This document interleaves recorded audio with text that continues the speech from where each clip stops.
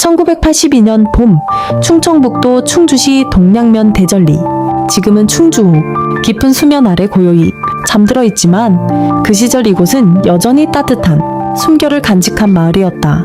아침 햇살이 산등성이 너머로 천천히 비추면 논두렁에는 뽀얀 물 한 개가 피어오르고 닭이 힘차게 울어대며 하루를 알렸다.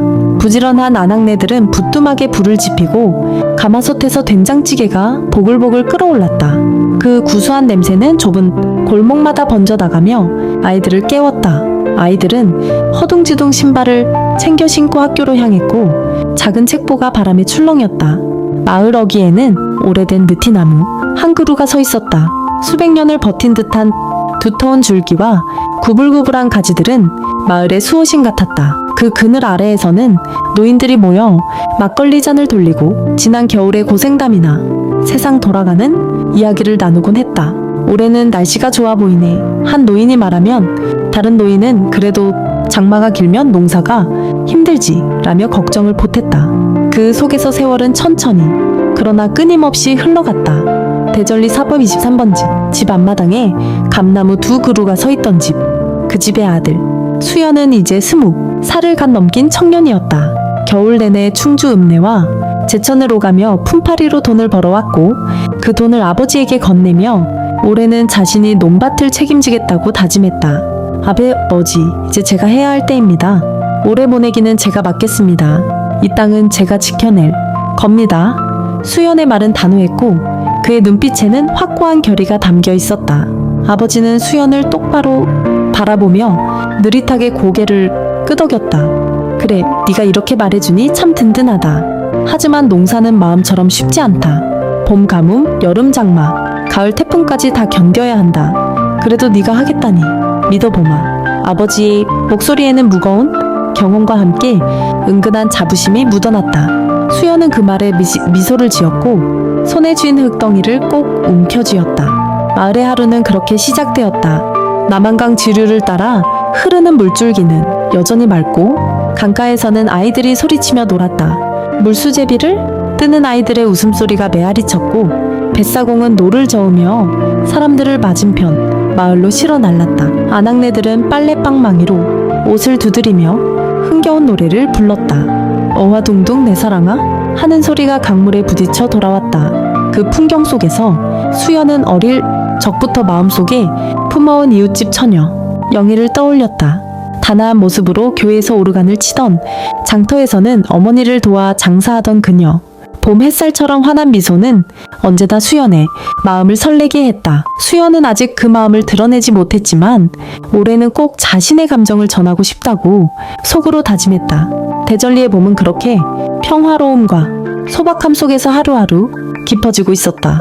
봄이 무르익어가던 어느 날 대전리 장터가 열렸다. 흙먼지가 풀풀 날리는 장터길.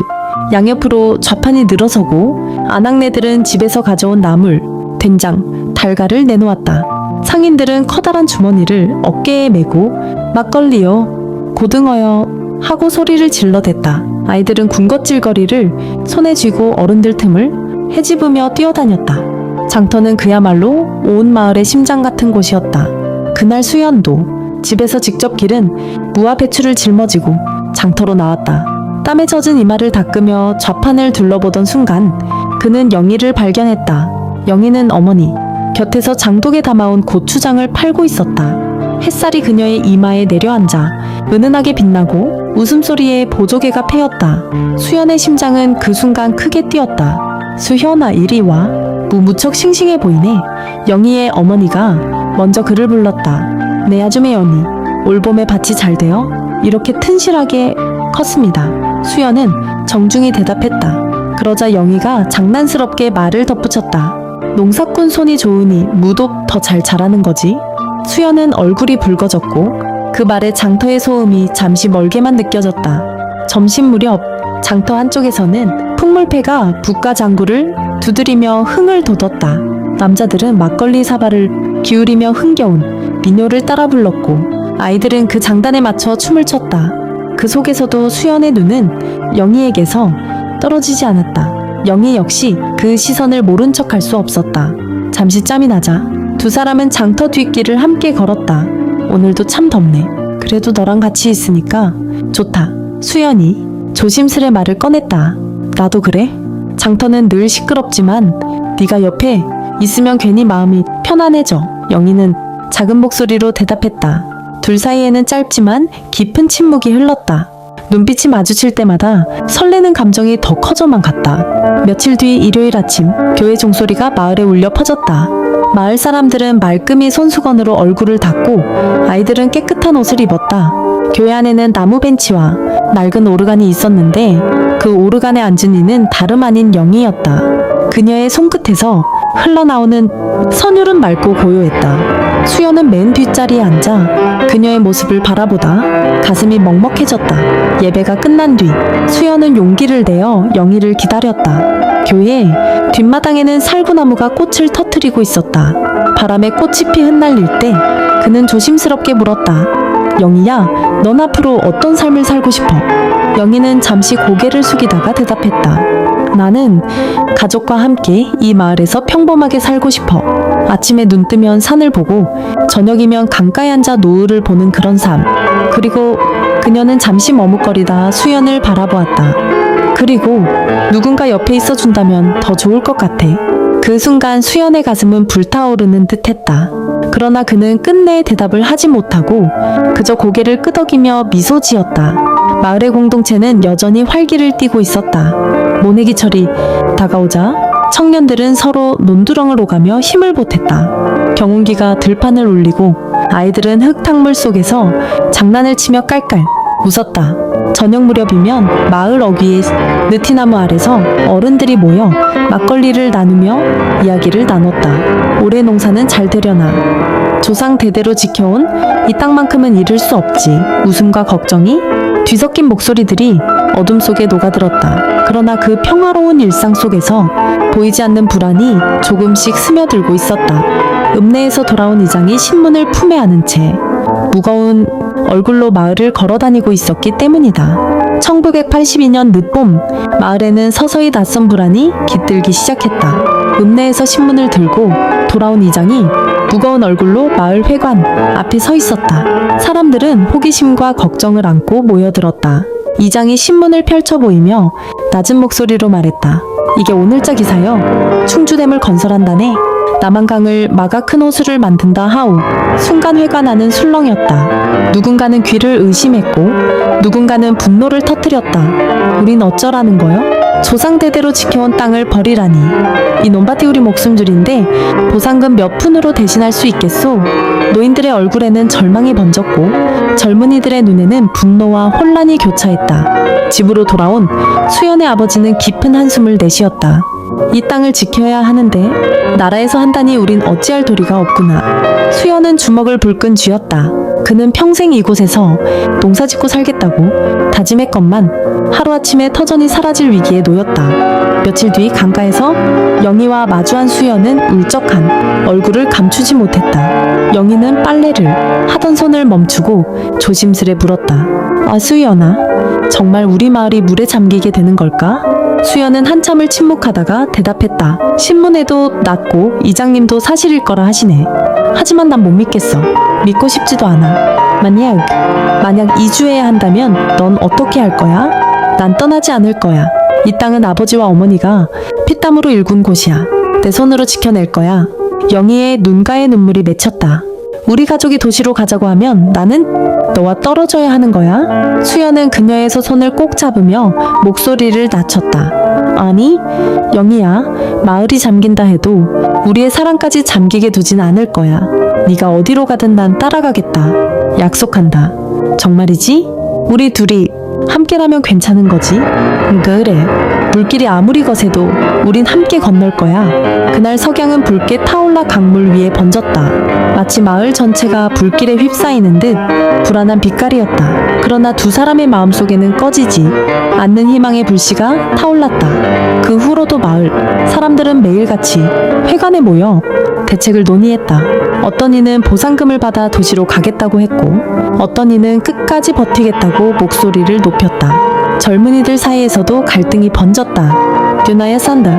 아니다. 이 땅을 지켜야 한다. 논쟁은 밤늦도록 이어졌고 사람들의 마음은 점점 지쳐갔다.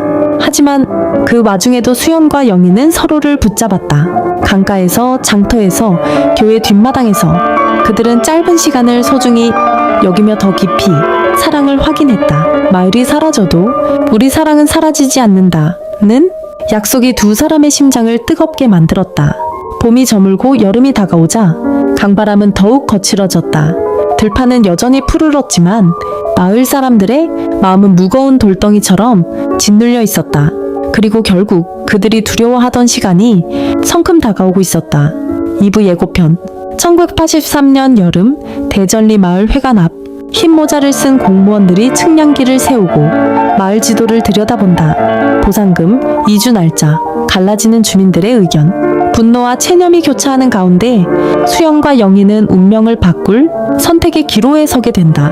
다음 이야기 2부 댐의 소식, 사랑과 마을의 운명, 과연 어디로 흘러가게 될까요?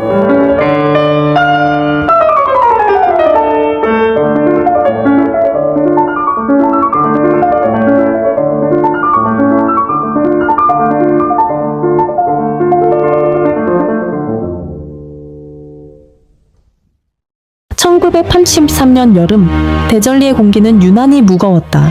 모내기를 마친 논에는 초록빛 모가 바람에 흔들리고 강께는 아이들 웃음소리가 여전히 울려 퍼지고 있었지만 마을 사람들의 표정은 어딘가 불안에 젖어 있었다. 그날 아침 마을 어귀로 흰 모자를 눌러 쓴 공무원들과 삼각대를 들고 온 측량원들이 들어섰다. 낯선 구두 소리와 지도 펼치는 바스락거림이 고요한 흙길을 가르자 주민들은 하나둘 회관 앞으로 모여들었다. 여기부터가 수몰 예정지입니다. 지도 위를 손가락으로 짚으며 설명하는 공무원의 목소리는 담담했지만 마을 사람들의 심장은 무너져 내렸다. 아이들은 그 말뜻을 이해하지 못하고 웃으며 뛰어다녔지만 어른들은 서로 눈빛을 주고받으며 깊은 한숨을 내쉬었다. 공무원은 준비해온 문서를 꺼내 읽었다. 정부는 홍수 조절과 전력 생산을 위해 충주댐 건설을 추진하고 있습니다. 대전리를 포함해 이 일대 마을들이 수몰 지역에 들어갑니다.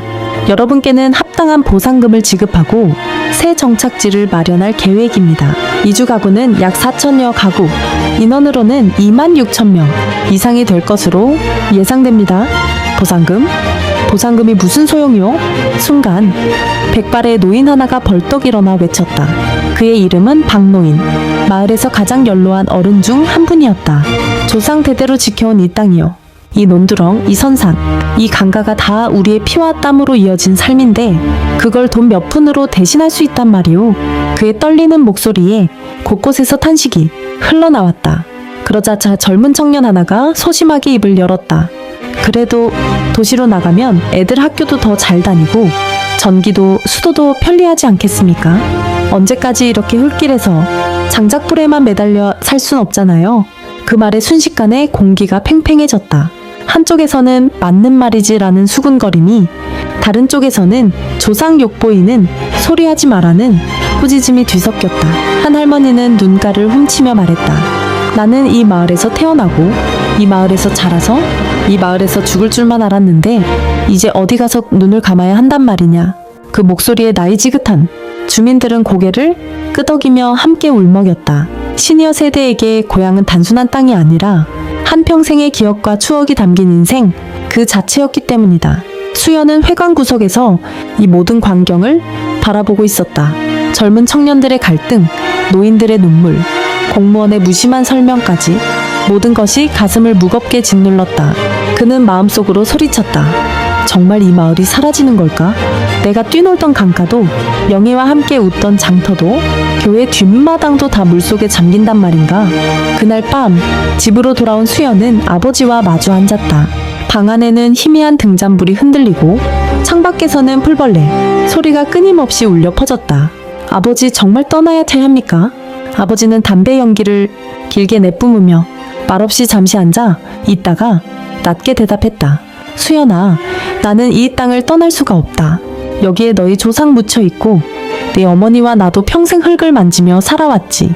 하지만 너희 젊은 사람들은 달라야 하지 않겠냐. 도시로 나가면 애들 공부시키기도 좋고 새 집에서 편히 살 수도 있지 않겠니? 수연은 고개를 저었다. 아버지, 저는 아직 모르겠습니다. 이곳을 떠나면 제 삶은 뭐가 되겠습니까?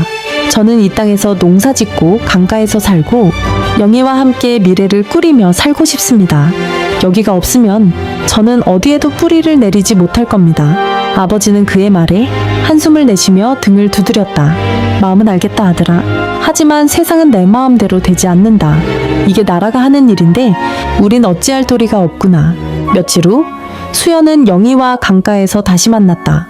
붉은 노을이 물결 위에 번지고 버드나무 가지는 바람에 흩날리고 있었다. 영희는 손에 작은 손수건을 쥐고 있었는데 그 표정은 평소와 달리 심각했다. 수연아, 우리 가족은 도시로 가자고 해. 애들 교육도 그렇고 생활도 더 편해질 거라고 아버지께서 결정을 내리셨대. 수연의 심장은 무너져 내렸다. 그는 말없이 강물만 바라보다가 이내 고개를 떨구었다. 영희야, 나는 떠나지 않겠다고 다짐했는데 너랑 떨어져야 한다면 내 마음은 어떻게 해야 하지? 영희는 떨리는 목소리로 대답했다. 나도 너랑 떨어지기 싫어. 하지만 가족을 버릴 수도 없잖아. 어떻게 해야 할지 모르겠어. 그녀의 눈가에는 눈물이 맺혔다. 수연은 그녀의 손을 잡고 힘주어 말했다. 마을이 잠긴다 해도 우리의 사랑까지 잠기게 두진 않을 거야. 네가 어디로 가든 난 따라갈 거야. 약속한다. 정말이지? 우리 둘이 함께라면 괜찮은 거지? 그래. 돌다리 및 강물이 아무리 거세도 우리는 함께 건널 거야. 강물은 여전히 흐르고 있었지만 두 사람의 미래는 점점 더 불확실해졌다. 그러나 그들의 눈빛 속에는 꺼지지 않는 불씨가 타오르고 있었다. 며칠이 흘렀다. 대전리 마을 회관에는 매일같이 사람들이 모였다. 낮에는 논밭에 나가 일손을 거두어야 했지만 마을 사람들의 발걸음은 자꾸만 회관으로 향했다. 그곳에는 정부에서 내려온 문서와 보상금 기준표, 이주 대상지 지도까지 빼곡히 붙어 있었다. 사람들의 눈빛은 갈피를 잡지 못한 채 흔들리고 있었다. 가구당 보상금이 고작 이 정도라니 이게 말이 되는 소리요? 누군가 벽에 붙은 종이를 쾅 치며 소리쳤다. 종이에는 수몰, 보상금 산정 기준이 적혀 있었는데 논면 마직이 집 한 채 값으로 쳐도 도저히 새로운 삶을 꾸리기엔 턱없이 부족했다. 서울이나 청주에 나가면 땅값이 얼만데 이 돈으로 어디에 집을 얻으란 말이오. 그러게 말이오. 논밭 팔아도 그 값은 여기 시골에서나 통하지. 도시 나가면 집세도 못 낸다고. 시끌벅적한 목소리 사이에서 한 중년 농부가 한숨을 내쉬며 말했다. 그래도 나라에서 하는 일이니 어쩌겠소. 그나마 다른 마을 사람들도 다 똑같은 처지니 우리만 억울해할 수도 없고. 하지만 이 말은 곧장 노인들의 반발을 샀다. 아니, 똑같다고 해서 억울하지 않다는 게 말이 돼요? 우리가 이 땅에서 얼마나 오래 살아왔는데 한순간에 물에 잠긴다고 그냥 넘어가야만 한단 말이오? 노인의 목소리는 회관 천장을 울렸다. 그의 눈빛은 깊은 세월만큼이나 무거웠다. 그날 저녁 집으로 돌아온 수연은 창밖을 바라보다가 생각에 잠겼다. 어릴 적부터 다니던 길, 장터에 가던 발걸음, 강가에서 놀던 기억, 그리고 영희와 함께 웃던 순간들이 파노라마처럼 스쳐 지나갔다. 정말 이 모든 게 사라져야만 하는 걸까? 그 무렵 영희의 집도 술렁였다. 영희의 아버지는 이미 결심한 듯 도시 이주를 준비하고 있었다. 이곳에선 더는 살 수 없다. 아이들 교육도 그렇고 미래도 그렇다. 수몰되기 전에 미리 나가 자리를 잡아야 한다. 어머니도 고개를 끄덕이며 말했다. 그 말이 맞습니다. 벌써 청주 쪽에 새 집을 알아보는 사람들이 많다더군요. 그러나 영희의 마음은 복잡했다. 그녀는 수연과의 약속이 떠올랐다. 말이 잠긴다 해도 우리의 사랑까지 잠기게 두진 않겠다. 그 말이 아직 귓가에 선명했지만 현실은 너무 가혹했다. 가족과 사랑 사이에서 갈등하는 그녀의 가슴은 매일같이 무너져 내렸다. 며칠 뒤 마을 사람들은 다시 회관에 모였다. 이번에는 보상, 문제뿐만 아니라 선산 이장 문제가 도마 위에 올랐다. 조상묘를 다 파내고 이장하라니 이게 말이 되는 일이오? 묘를 옮긴다고 해도 그 영혼이 따라오겠소? 그저 땅만 옮길 뿐이지. 노인들의 울분은 깊었다. 특히 선산을 지키는 걸 삶의 근간으로 삼아온 세대에게는 이장이란 곧 뿌리 뽑힘을 의미했다. 수연의 아버지도 자리에서 일어나 조용히 말했다. 우리 집안 묘도 강가 언덕에 있다. 그곳에 내 아내도 잠들어 있지. 내가 그 묘를 파내고 떠난다는 건 내 삶을 파내는 것과 같다. 하지만 나라가 그렇게 정했다면 나 혼자 버틴다고 지켜낼 수는 없겠지. 그의 목소리는 낮았지만 그 안에 담긴 체념은 모두의 가슴을 저리게 했다. 영희는 수연을 몰래 불러냈다. 강계는 초승달이 걸려 있었고 물결은 잔잔히 일렁였다. 수연아, 나는 정말 모르겠다. 아버지는 이미 도시로 나가자고 하시고 어머니도 그게 옳다고 하셔. 하지만 내 마음은 여기에 남아있어. 너랑 함께한 시간, 이 강, 이 마을이 다 내 삶인데. 수연은 그녀의 손을 꼭 잡으며 대답했다. 영희야, 세상이 우리를 어디로 데려가든 나는 너를 붙잡고 있을 거야. 하지만 네 마음을 억지로 붙잡을 수는 없다. 네가 가족과 함께 가야 한다면 나는 기다릴게. 이 물길이 바뀌어도 내 마음은 변하지 않을 거야. 영희는 눈물이 맺힌 채 고개를 끄덕였다. 두 사람은 말없이 강가를 바라보았다. 저 멀리에서는 이미 공사 준비로 흙먼지가 일고 밤하늘에는 굴착기의 불빛이 깜빡이고 있었다. 그 장면은 마치 한 시대의 종말을 알리는 신호 같았다. 가을이 다가올 무렵 대전리 마을은 더 이상 예전의 고요한 시골이 아니었다. 회관 앞에는 하루가 멀다 하고 사람들이 모였고 마을 어귀에는 낯선 트럭이 드나들었다. 측량원들이 박아둔 말뚝은 하나둘 늘어갔고 그 위로 주홍색 페인트로 수몰, 예정선이라는 글자가 선명히 찍혀 있었다. 아이들은 그것을 장난삼아 밟고 뛰어다녔지만 어른들은 그 붉은 선을 볼 때마다 가슴이 철렁 내려 앉았다. 나는 결심했어. 이주 신청을 하겠네. 한 중년 농부가 조심스럽게 입을 열자 회가 나는 순식간에 술렁였다. 뭐라고? 그렇게 쉽게 고향을 버린다고? 버리는 게 아니라 살아야 하니까 그러는 거지.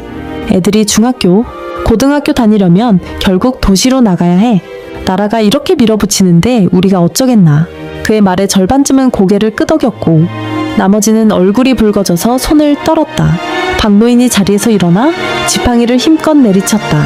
이 땅은 그냥 땅이 아니다. 조상들이 땀 흘려 일군 논밭이고 우리 아버지와 할아버지가 뼈를 묻은 곳이다. 이걸 버린다는 건 곧 우리 자신을 버리는 거다. 아무리 보상금을 준다고 해도 조상묘와 강을 대신할 수는 없어. 그 목소리에 많은 노인들이 함께 눈물을 훔쳤다. 하지만 젊은 세대의 눈빛은 흔들리고 있었다. 아버지, 저희는 아이들 장래를 생각해야 하지 않겠습니까? 한 청년이 떨리는 목소리로 말했다. 더 이상 장작불로 밥을 하고 흙길을 걸어 학교를 다니게 하고 싶지 않습니다. 도시로 나가면 아이들 교육도 좋고 생활도 편할 거예요. 순간 회관 안 공기가 무겁게 가라앉았다. 떠나려는 이들과 남으려는 이들 사이에는 보이지 않는 벽이 세워졌다. 그날 밤 수연은 마을 어귀에 세워진 말뚝 앞에 홀로 앉아 있었다. 붉은 선은 마치 그의 가슴을 가로지르는 상처 같았다. 그때 영희가 다가왔다.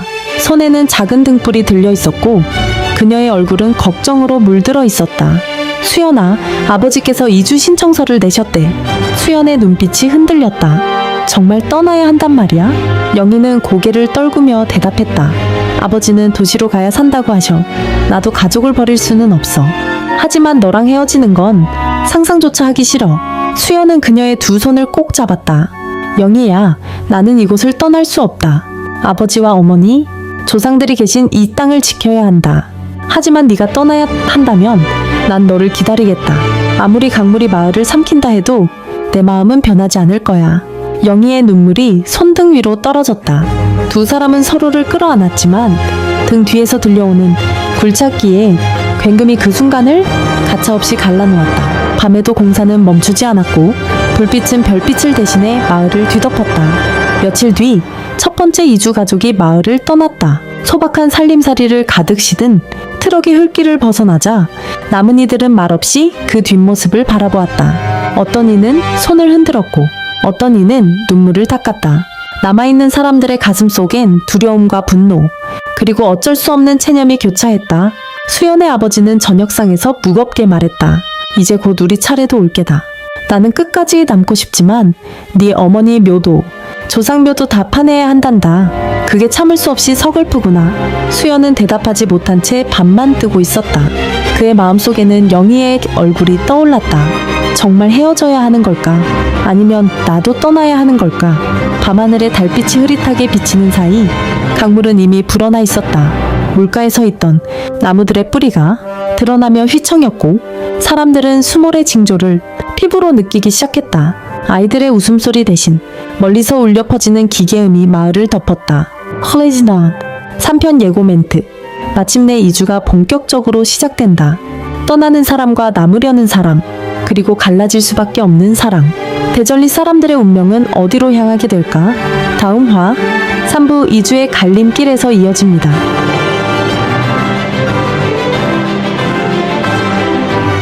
마을 어귀로 낡은 디젤 트럭이 들어온 것은 이른 아침이었다. 새벽 안개가 다 차에 거치지 않아 흙길은 축축했지만 트럭 엔진의 굉음은 마을 전체를 흔들어 깨웠다.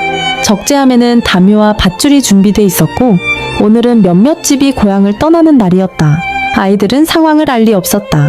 커다란 소리에 놀라 울음을 터뜨렸고 어머니들은 아이를 품에 안은 채 울먹였다. 노인들은 대문 앞에 서서 트럭이 일으키는 먼지를 멍하니 바라보았다. 이복의 장롱부터 씻자고 마을 이장이 외쳤다. 청년 넷이 달라붙어 묵직한 장롱을 들었다. 나무 장롱 하나에 집안의 세월이 담겨 있었다. 히어헤어, 저 장롱 내가 장가올 때 장만한 건데 이게 이렇게 트럭에 실려가는구먼. 노인의 목소리는 떨림이 묻어났다. 옆에 있던 안악이 눈가를 훔치며 말했다. 조상 묘까지 파내라 하는 판인데 이제 어디서 제사 지내나. 사는 게 참 사람들. 손길은 분주했지만 마음은 따라가지 못했다. 쌀독, 솥, 장롱, 이불. 집안의 전부가 하나둘. 트럭에 올라탈 때마다 마당은 텅 비어갔다. 담벼락에 기대있던 항아리도 처마 밑에 걸린 풍경도 모두 낯선 이삿짐이 되어 떠날 준비를 하고 있었다. 그때 처마 밑 라디오에서 중계가 흘러나왔다. 오늘 프로야구 3위 슈퍼스타즈와 롯데자이언츠의 경기가 열렸습니다. 잠시나마 젊은이들의 손이 멈췄다. 삼미가 오늘은 좀 해주려나? 야구는 무슨 야구냐? 우리 집이 떠나는 판인데. 그러자 또래가 씁쓸히 웃었다. 그래도 세상은 계속 가는 거지. 나라 걱정, 야구 걱정 다 하는데 우리 마을만 멈춘 거 아니냐. 그 말에 노인 몇층 고개를 끄덕였다. 세상은 야구니 경쟁이 떠들썩했지만 이 작은 마을 사람들의 현실은 무너지고 있었다. 그때 말이야 쌀 한 가마 값이 10,000원도 안 됐지.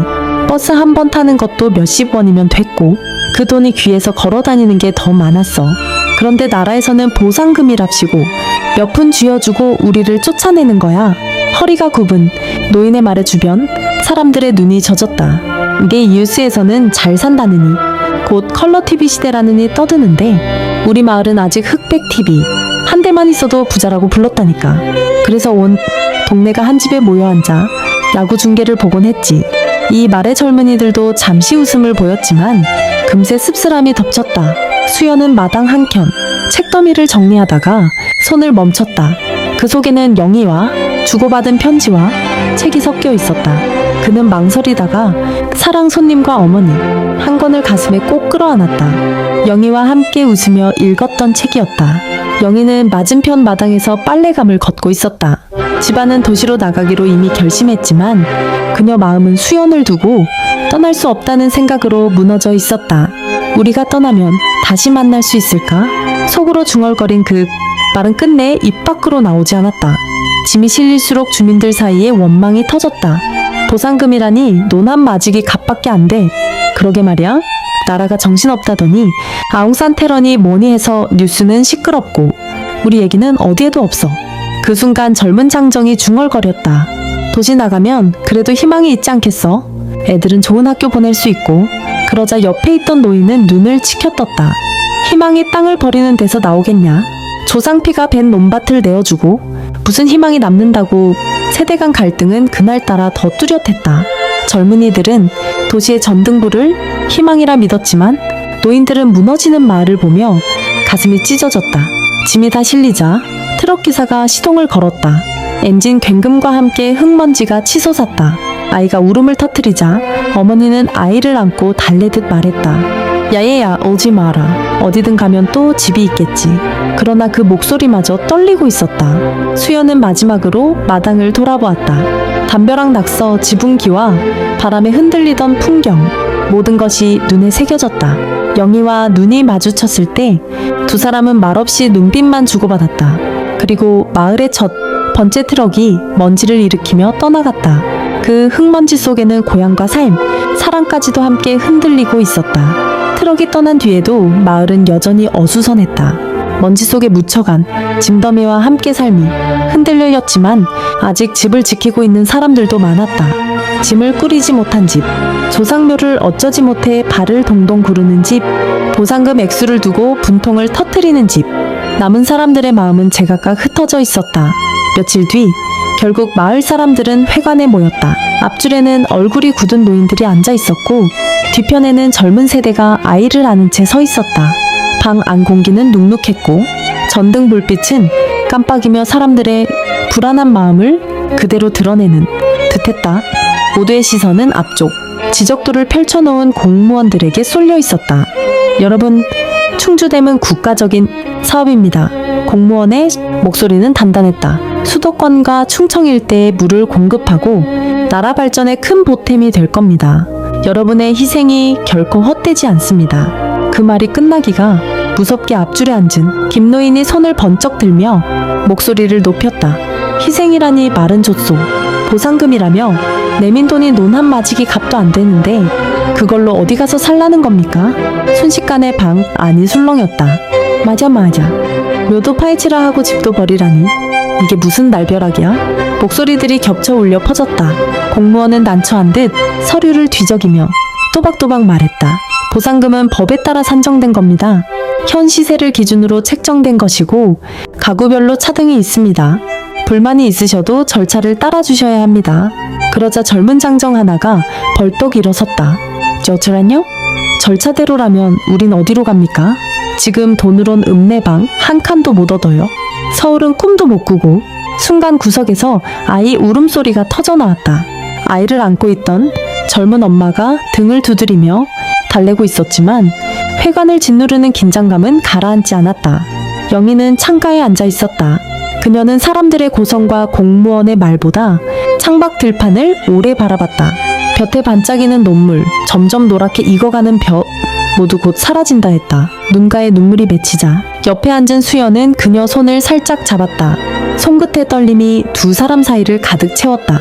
그때 회관 뒤쪽에서 퉁명스러운 목소리가 들려왔다. 에이, 뉴스만 틀면 맨날 귀순 얘기뿐이잖아. 북한군이 비행기 몰고 내려왔다느니, 나라가 들썩거린다느니. 근데 우리 얘기는 한 줄도 없어. 이게 나라냐. 사람들 사이에 씁쓸한 웃음이 번졌다. 며칠째 TV와 라디오에서는 북한군 조종사 귀순 이야기가 떠듯 들썩했지만 정작 고향을 떠나야 하는 사람들의 목소리는 누구도 닮지 않았다. 뒤쪽에서 젊은 아버지 하나가 팔짱을 끼고 말했다. 네, 그래도 도시 나가면 기회는 있지 않겠습니까? 공장이라도 들어가면 월급 받으면서 아이들 학교 보낼 수 있고요. 그러자 앞줄의 노파가 버럭 소리쳤다. 월급이 밥 대신 해주냐? 논이 있어야 쌀이 나오고 쌀이 있어야 애들이 밥을 먹지. 밥 굶으면 학교가 무슨 소용이냐. 사람들의 목소리는 점점 더 얽히고 커졌다. 어떤 이는 눈물을 삼켰고 어떤 이는 분노로 주먹을 떨었다. 회가 나는 마치 끓는 가마솥 같았다. 공무원은 더 이상 버티지 못하고 책상을 두드리며 말했다. 여러분, 고향을 버린다 생각하지 마시고 새로운 시작이라고 생각하십시오. 정부에서도 최대한 지원을 할 겁니다. 그러나 사람들의 눈빛은 이미 차갑게 굳어 있었다. 지원? 돈 몇 푼으로 마을이 살아나나. 새로운 시작? 우린 끝을 맞이하는 건데. 그 웅성거림 속에서 영희는 수연의 손을 더 세게 잡았다. 수연도 말없이 그녀 손을 꼭 맞잡았다. 두 사람의 눈빛은 흔들렸지만 그 안에는 함께 버티겠다는 다짐이 담겨 있었다. 회의가 끝나갈 무렵 공무원은 서류를 정리하며 마지막으로 말했다. 곧 2주 일정이 공식 발표될 겁니다. 각 가정에서는 준비를 서둘러 주시기 바랍니다. 그가 나가자 회가 나는 순식간에 고요해졌다. 남은 것은 깊은 한숨과 허탈한 눈빛뿐이었다. 밖으로 나오니 마을 하늘은 붉게 물들어 있었다. 논 사이로 바람이 불었지만 그 바람은 더 이상 시원하지 않았다. 모두가 알았다. 땅을 잃는다는 건 곧 삶을 잃는 것과 같다는 것을.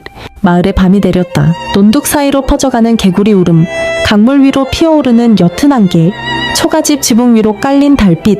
언제나 보던 풍경이었지만 오늘만큼은 모든 것이 다르게 보였다. 사람들은 누구 하나 쉽게 잠자리에 들지 못했다. 내일이면 이 모든 풍경이 물속에 잠긴다는 사실이 가슴을 눌렀기 때문이다. 수연은 마당가에 앉아 하늘을 올려다보고 있었다. 별빛이 또렷하게 빛나는 밤, 그러나 마음은 전혀 평온하지 않았다. 그 곁으로 영희가 다가왔다. 그녀 손에는 작은 꾸러미가 들려 있었는데 펼쳐보니 함께 웃으며 찍었던 흑백 사진 한 장이 들어있었다. 이거 가져. 내일이면 우리 다 흩어지잖아. 영희의 눈빛은 흔들렸지만 애써 담담한 척하려 했다. 수연은 말없이 사진을 받아 가슴에 꼭 눌렀다. 그 한 장의 사진이 두 사람의 지난 시간을 증명하고 앞으로의 시간을 이어줄 유일한 끈처럼 느껴졌다. 멀리서 이웃집에서 떠드는 소리가 바람을 타고 들려왔다. 술잔 부딪히는 소리, 울음 섞인 목소리, 억지로 웃음을 지어내는 소리까지. 마지막 밤을 견디는 방식은 모두 달랐다. 이 논밭턱에 애들 학교 보냈는데 이제 다 소용없게 됐구먼. 그래도 살려면 살아야지. 도시 나가서 공장이라도 다니면 돈은 벌 수 있지 않겠어. 돈이 밥 대신 해주냐. 땅 잃으면 우리 삶도 끝나는 거지. 술자리는 곧 울분의 자리가 되었고 웃음은 눈물에 묻혀 흘러내렸다. 마을 아이들은 사태를 온전히 알지 못한 채 이집저 집으로 가며 장난을 치다가도 어른들의 싸늘한 표정에 눌려 금세 조용히 숨죽였다. 평소 같으면 밤늦도록 놀이터에서 뛰놀았을 아이들이 오늘만큼은 어른들의 무거운 기운을 본능적으로 느끼고 있었다. 영희는 수연을 바라보며 조용히 속삭였다. 도시에 가면 난 아무것도 할 줄 몰라. 논에서 일하는 건 알아도 거기서는 내가 설 곳이 없을 것 같아. 수연은 잠시 침묵하다가 그녀의 손을 꼭 잡았다. 나도 두렵다. 하지만 우리 둘이 함께라면 언젠간 다시 웃을 날이 올 거야. 지금은 끝처럼 보여도 어쩌면 시작일 수도 있지 않을까. 그의 말은 흔들렸지만 서로를 버티게 해주는 약속이 되어 주었다. 그때 마을 회관에서 종소리가 울렸다. 마지막 모임을 알리는 소리였다. 사람들은 집집마다 촛불을 들고 모여들었다. 어둠 속에 작은 불빛이 하나둘 모이자 회관 앞마당은 금세 은은한 빛으로 물들었다. 노인들은 주름진 손으로 촛불을 꼭 쥐었고 젊은이들은 아이들의 손을 잡아주었다. 모두가 서로를 잃지 않으려는 듯 촘촘히 서 있었다. 한 노인이 입을 열었다. 이제 우리 마을은 내일이면 사라지지만 기억까지 사라지는 건 아니지 않소. 우리가 살아온 날들은 물이 못 가져가. 그의 목소리에 사람들의 눈시울이 붉어졌다. 옆에 있던 이웃이 그의 어깨를 토닥이며 말했다. 오, 그렇지요. 우리가 있지 않으면 이 마을은 살아있는 거예요. 사람들은 노래를 부르기 시작했다. 누군가 시작한 가락이 퍼져나가자 모두가 따라 불렀다. 울음 섞인 목소리, 갈라진 목청이었지만 그 노래는 바람을 타고 멀리 퍼졌다. 아이들도 어른들, 곁에서 작은 목소리로 흥얼거렸다. 그 순간만큼은 절망 속에서도 공동체가 살아있음을 확인할 수 있었다. 수연과 영희는 서로의 촛불을 맞대며 눈빛을 나눴다. 두 사람의 마음은 두려움과 슬픔으로 흔들렸지만 동시에 끝내 꺼지지 않을 희망을 품고 있었다. 영희가 속삭였다. 혹시라도 우리 흩어지면 이 사진으로 날 기억해줘. 수연은 사진을 다시 가슴에 품으며 대답했다. 아니, 넌 잊히지 않을 거야. 땅이 물에 잠겨도 내 마음에 넌 살아. 그 말을 들은 영희의 눈에 눈물이 고였지만 이번엔 울지 않았다. 대신 수연의 손을 더 세게 잡았다. 두 사람은 그렇게 촛불을 든 채 마을 사람들 속에 섞여 서 있었다. 밤은 깊어갔고 종소리도 멎었다. 하지만 누구도 자리를 뜨지 못했다. 불빛은 바람에 흔들렸고 얼굴마다 눈물이 반짝였다. 마을은 사라질 운명이었지만 이 순간만큼은 모두가 한마음으로 이어져 있었다. 그리고 새벽은 다가오고 있었다. 새벽이 오면 이별은 현실이 될 터였다. 트럭이 다시 들어오고 사람들은 하나둘 짐을 싣고 떠나야 했다. 누구도 원치 않았던 길, 그러나 걸어야만 하는 길. 이야기는 여기서 멈추지 않는다. 새벽과 함께 시작되는 이별의 길. 그 길 위에서 어떤 희망과 시련이 기다리고 있을지는 다음 편에서 이어질 것이다. 만약 이 이야기가 마음에 남으셨다면 앞으로도 함께 걸어가실 수 있도록 구독과 좋아요로 힘을 보태주시면 감사드립니다.